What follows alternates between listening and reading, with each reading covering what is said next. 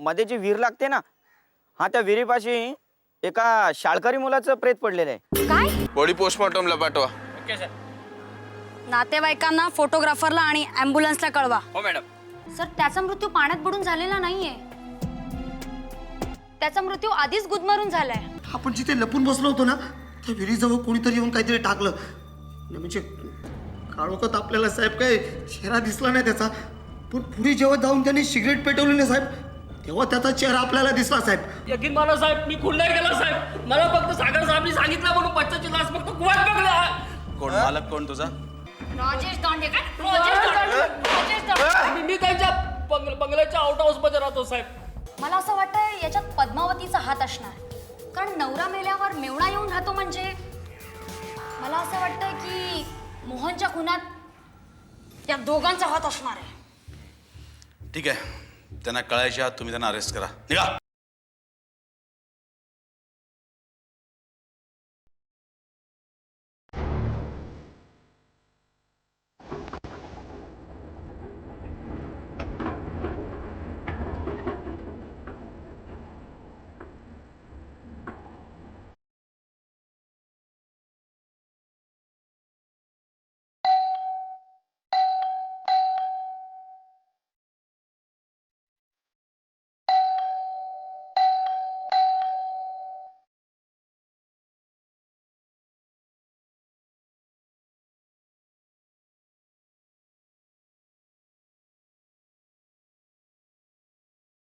कोण हवंय? आम्ही तुम्हाला खुनाच्या आरोपाखाली अटक करायला आलेलो आहोत. काय? महेश नातूचा खून तुम्ही केलाय तुमच्या सागर सोबत.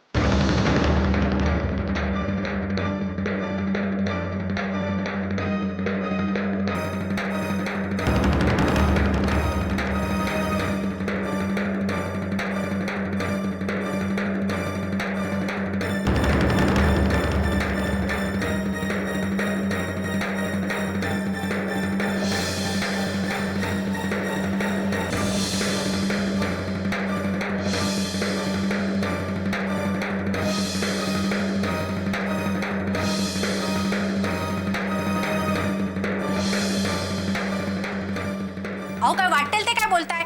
महेश नातू म्हणजे आमच्या... हे बघा, त्या प्रकरणाशी माझा काहीही संबंध नाहीये. तुमचा तुमच्या साल्याशी संबंध आहे ना? चांगलाच. Mind your language.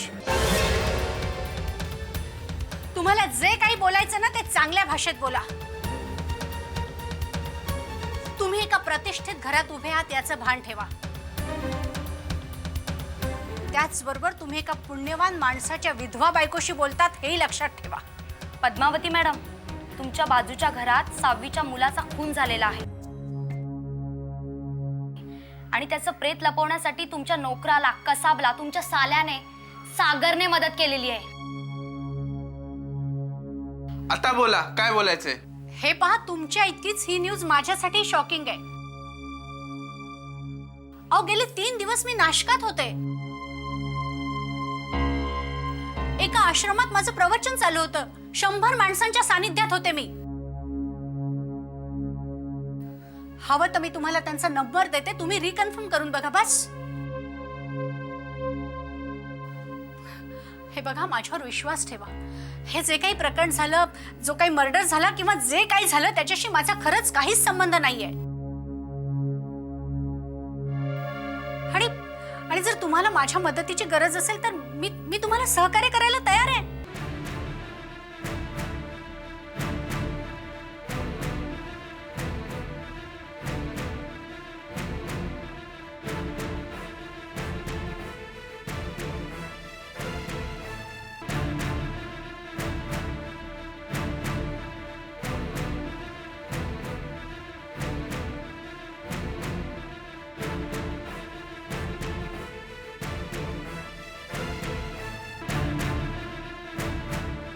Hello sir. हां सर, त्या म्हणतायत मी नाशिकात होते. हां सर, त्या मदत पण करतायत आपल्याला. सर वॉरंट पण नाही आहे आपल्याकडे. हां सर, एक समज देऊन सोडून देऊया. हां sir, okay sir. Sir thank you.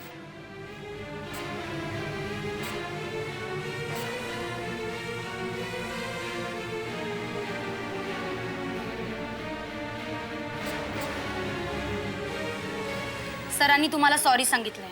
तुम्हाला झालेल्या मनस्तापाबद्दल मी क्षमा मागते. माफ करा.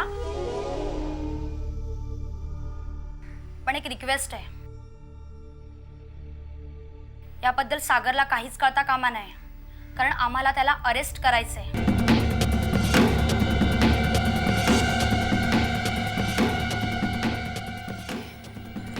चल रे.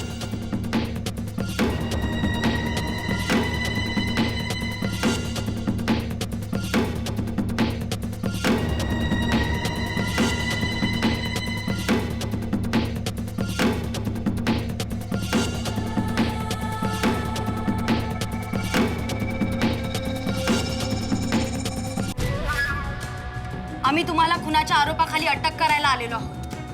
काय? महेश नातूचा खून तुम्ही केलाय तुमच्या सागर सोबत.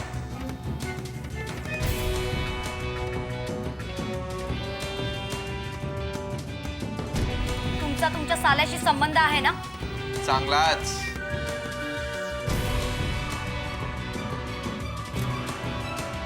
आम्ही तुम्हाला खुनाच्या आरोपाखाली अटक करायला आलेलो आहोत. काय? महेश नातूचा खून तुम्ही केलाय तुमच्या सागर सोबत.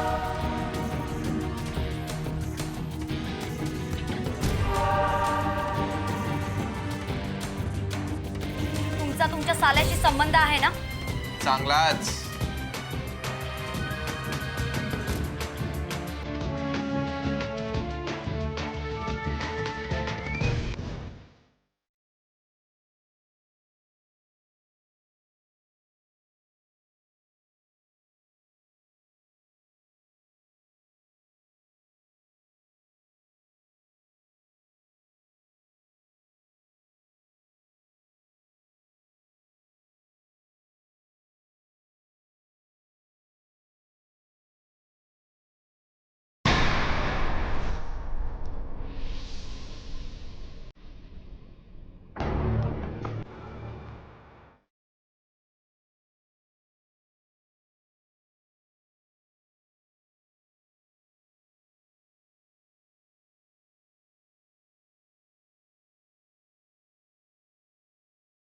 आता कसं करायचं? हो सर, आपल्याकडे पुरावे पण नाही आणि कसाबच्या साक्षीने काहीच सिद्ध होणार नाही. आपल्याला काहीतरी पुरावे मिळालेच पाहिजेत सर. त्यासाठी आपल्याला काहीतरी प्लॅन करावा लागेल. काय प्लॅन करायचा?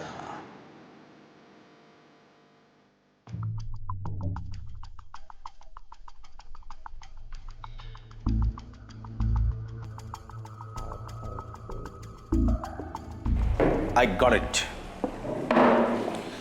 माझ्याकडे एक प्लॅन आहे. मी तुम्हाला सांगतो कसं करायचं.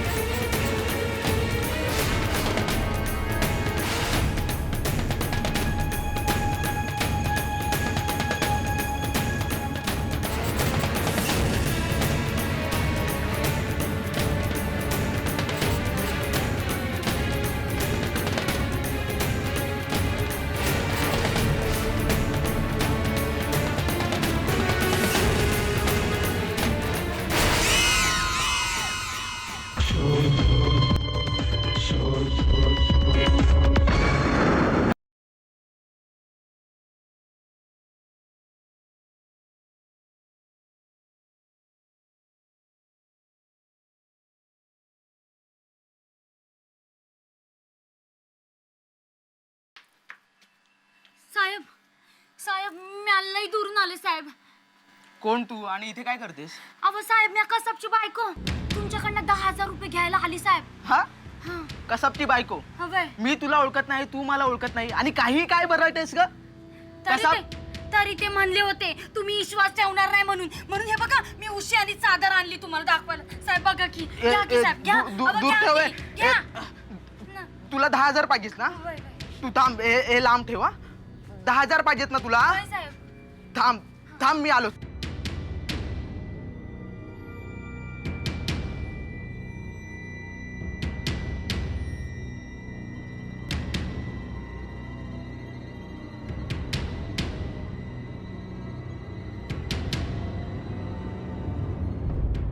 हे घे पैसे आणि इथून चालते हो, कळलं ना? ए, जा काय जा. चाल इन्स्पेक्टर आम्हाला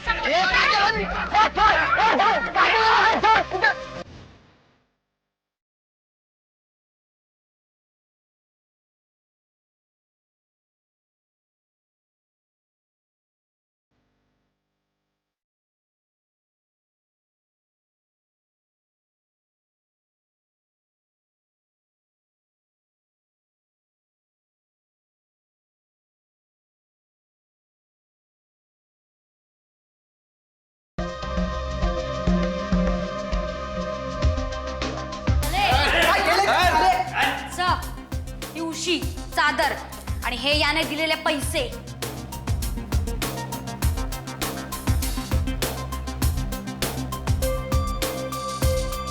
बोला सागर दादा, बोला. पुराव्यासकट अडकलात ना आता? मला महेशचा खून करायचा नव्हता साहेब, खरंच नव्हता. मला फक्त त्याला दहशत बसवायची होती. मला माझा गुन्हा कबूल आहे. नुसता गुन्हा कबूल करून चालत नाही, दहशत का बसवायची होती ते सांगा. ते कशाला? मी माझा गुन्हा कबूल केलाय ना. मी सांगितलं ना, नुसता गुन्हा कबूल करून चालत नाही. जे केलं ते करताना लाज नाही वाटली, मग सांगताना का लाज वाटते? बोल ना. पद्माताई नाशिकला जाणार होती तेव्हा तिचा फोन आला. कोणती? संध्या, पद्माताईंची नणंद. पद्माताई घरी नसताना आम्ही तिकडे दोघं भेटायचो. एकांतात एकमेकांशी. पुढे काय घडलं ते सांग. ती आली, त्याच्यानंतर मीही आलो.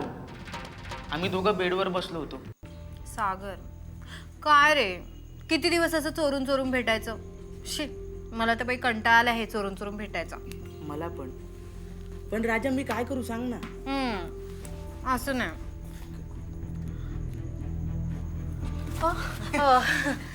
इकडे बाळा, इकडे.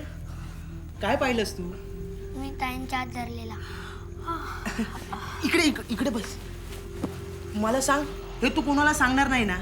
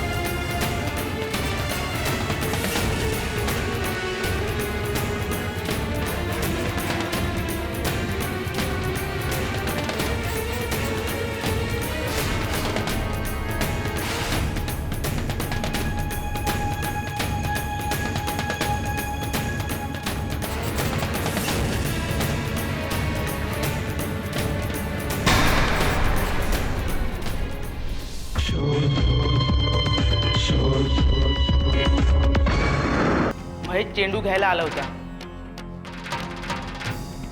तो कुणाला सांगू नये.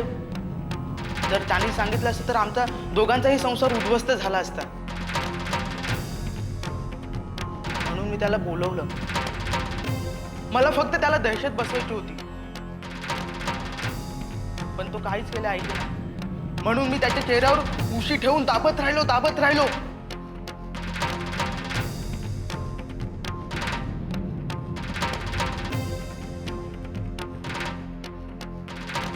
पण त्या चिमुकल्या जीव कधी गेला तेच कळालं नाही.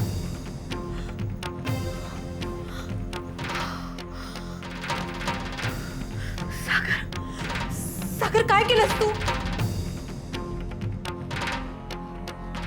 संध्या बघून ती पळून गेली, पण सगळं मलाच निस्तरायचं होतं. ए उठ. ए भाऊ, कसबला सांगितलं.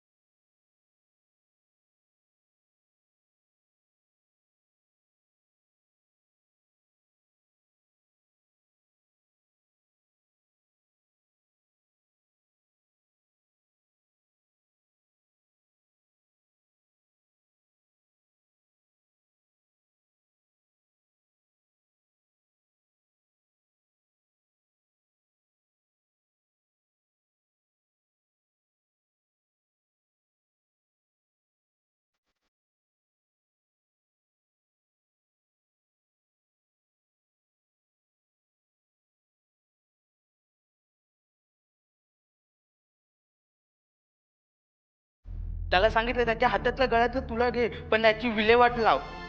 रे नीच माणसा, तू असं कृत्य केलंयस जे राक्षसही करणार नाही. तुला ना इथल्या इथे फाशी द्यायला हवी. हरकत नाही, तुला लवकरात लवकर कशी फाशी होईल ते मी बघेन. नीता, संध्याला आजच्या आज अटक झाली पाहिजे. कसाबला शिक्षा होईलच. आणि याला आत टाक.